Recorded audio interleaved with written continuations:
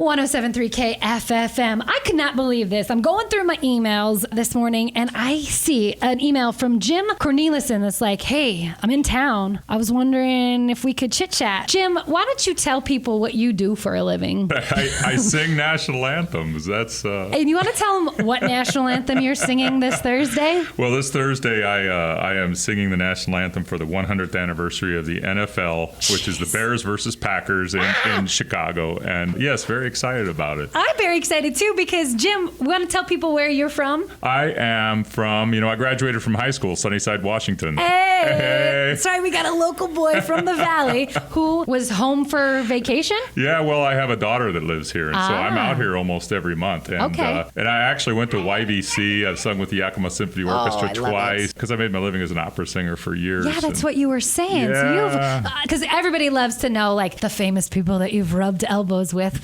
Who have you gotten the chance to talk with, being that you've gotten to travel all over the world singing? Well, I've met so many people. I know, I'm sure. Okay, how about some of the people? I could say yesterday I was down in Kennewick on the river with my niece and nephew, and I was texting back and forth with Brian Urlacher, who's a Hall of Fame linebacker from the Chicago Bears. All right, that's pretty. But the Bears. You know what? People don't know he lived in Kennewick. Really? Yeah, he sure did. Yeah, he's got family out there. Yeah, that's crazy. So you're just Hall of Famers are in your phone. Nice to know. Sure. Lots of hockey people because I do all the national anthems for the Chicago Blackhawks. Yes. And then if you're familiar with hockey, which I'm not that familiar with hockey, but if you are a big fan of hockey, listen to what he just told me.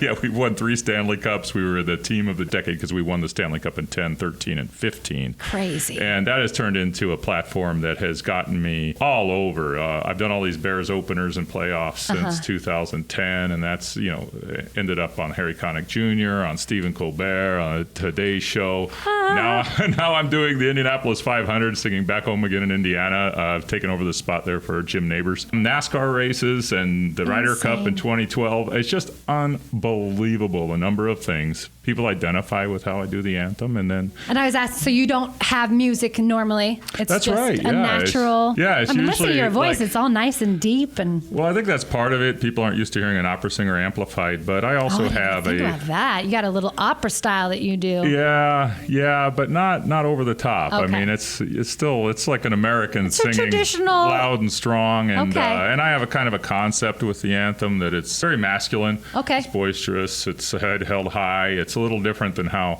other people do it, and I'm really excited to watch the game on Thursday and watch you sing. Oh my God! I hope they broadcast it. I hope they do too. If they don't, it'll be on YouTube somewhere. Okay, but, you better send it to me if they don't broadcast it, because I definitely wish you. I would love to know, how do you prepare yourself for an anthem? Like, is there like certain teas or foods that you stay away from, or you make sure you drink, or are you like Celine Dion and you don't talk the day before? Well, I am careful how much I'll talk the day before. Tomorrow night, I'm actually at a Navy SEAL Foundation dinner in Chicago, and I'll sing. And I'll be at a table, and I'll be social, but I'll get to bed early, and I'll hydrate a lot, and I'll be pretty quiet and focused throughout most of the day, just because this game is so massive, right? Yeah. I mean, and the you know what? Kickoff to the season. Yeah, and in Chicago, we have a tradition with the Blackhawks where everybody cheers from the beginning to the end of the anthem, and it's gotten a lot of national attention. And so whenever I show up someplace else in Chicago, like on the Bears on Thursday, people will cheer from the beginning to the end, and it is just invigorating. Gives you chicken skin, as a friend of mine. Well, to be on the field and hearing that noise has got to be just incredible. Yeah, I think it was Matt Hasselbeck said in 2011 when the Bears and the Seahawks met in the playoffs. Matt Hasselbeck said, "We lost that game from the anthem on." Oh, and that's a nice head rush for me, right? I don't particularly believe it, but I think there's something to the fact that people have a game plan, and just maybe that did enough to push the game plan to the back of the mind for a little while. Exactly. That's your hope, that you get them totally pumped and ready to go to the next level. Chicago is something kind of special, and in fact, at the Blackhawk games, we always have an active duty military person and then the veterans next to me on the ice, and that has become the most requested event in the country from the USO. So really? There's a waiting list that's over 6 years or something now. Wow. Yeah. For them to be a part of that with you. Yeah. So when you ask me like people I've met, I can think of athletes, or I can think of actors, or I can think of politicians, or I can think of some of the military people who have really, really impressed me, like Major General John Borling, who's a retired 2-star general, and he spent 6.5 years in the Hanoi Hilton in Vietnam. He was the American prisoner of war who was in that brutal prisoner of war camp longer than anyone. He was in there. Gosh. He was in there when McCain came in and then left with him, But yeah, I mean, when you meet people like that, it kind of creates a certain perspective. It's got to, I can't complain about anything. This guy literally was tortured. Oh, absolutely. Over and over and over again. And he's smiling. Yes, exactly. He's got a great attitude. He really does. So those kind of people really impress me. Incredible. From Sunnyside, taking it all over the world. Now, basically living your dream, yeah? Yeah, I think so. I mean, my dream really was opera, right? And then this came along, and I went through a period where, especially when we were winning the Stanley Cups, where there was a lot of partying and a lot of just noise kind of going on, but I realized it felt empty. Wild national anthem singer Jim over here, partying it up with the athletes.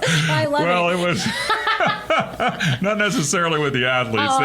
They were like, maybe 25 on average, or 23, and I was Jim, you can't hang out with us. Late 40s, You're pulling the older lady. Yeah, that's right. It's like they're bringing their dad.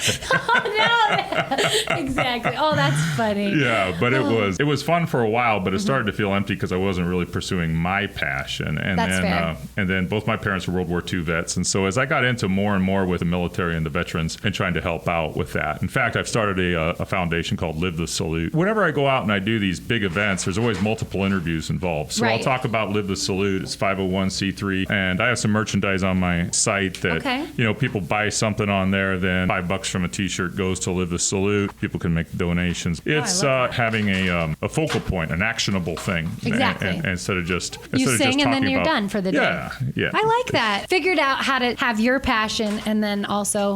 Yeah, you get older and you start thinking too, like, do I really need to be an opera star or a rock star or whatever that is? And you start thinking, how can I make a difference for other people? Right. Right. You start to shift your focus a little bit, and I think that's part of what happened with me too. What's important and what matters. Yeah, I think so. I think so. That. Well, I do have a question for you. I wanted to pick your brain because we've got Pro Football Pick'em. Our challenge is coming up. So by the time you sing the national anthem, everybody needs to have picked their football teams, who they think is going to win. Oh, there you go. I was going to ask, who should we go for the first game? Oh my God! I think first off, Khalil Mack is amazing. Yes. And I looked this year for Roquan Smith, who we picked up last year as a rookie. He had a great season as a middle linebacker. And I think, what a lucky guy, man, to come into the Bears with someone like Khalil Mack, who has to be double teamed, sometimes triple teamed on every play. Who used to be our Marshawn Lynch. Yeah, right. I remember, and I'm still a Seahawk fan, by the way. Are you? Thank you. I grew up watching them. You haven't given up on us, even though you've moved away? Oh, come on. I grew up, when I grew up, it was Zorn and Largent and Manny Tuiasosopo. I would fall asleep watching them after church, and they were ahead, and then I'd wake up from my nap, and